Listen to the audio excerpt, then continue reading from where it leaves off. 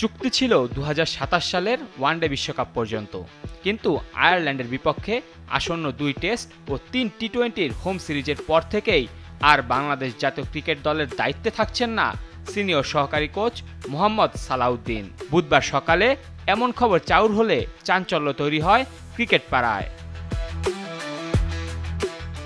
এর আগে উইন্ডিজ সিরিজে জাতীয় দলের বাজে ব্যাটিং পারফরম্যান্সে তোপের মুখে পড়েন দেশসেরা এই কোচ।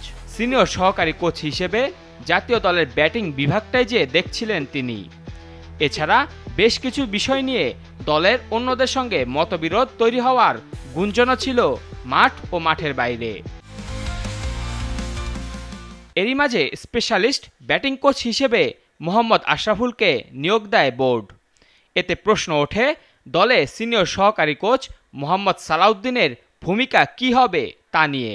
এই প্রশ্নের উত্তরে বিসিবি পরিচালক ও সাবেক ক্রিকেটার আব্দুর রাজ্জাক অবশ্য জানিয়েছিলেন সালাউদ্দিনের দায়িত্বের ভার কমানো হচ্ছে।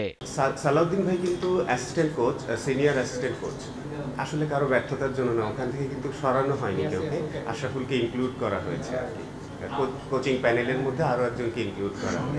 সালাউদ্দিন দলে নিজ ভূমিকায় থাকবেন বলে রাজ্জাক জানালেও বুধবার সকালেই জানা যায় নতুন খবর। জাতীয় দলের কোচিং প্যানেল থেকে পদত্যাগ করেছেন মোহাম্মদ সালাউদ্দিন।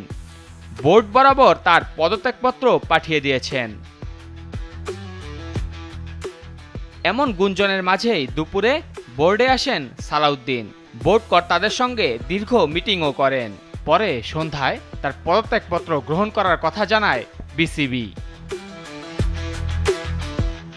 জাতীয় দল বেশ অনেকদিন ধরেই এক ধরনের অস্থিরতার মধ্য দিয়ে যাচ্ছে। এর মাঝে এমন ঘটনা নতুন চ্যালেঞ্জ তৈরি করতে পারে বলে ধারণা করছেন ক্রিকেট সংশ্লিষ্টরা। মেহেদী হাসান মুন্না, নাগরিক।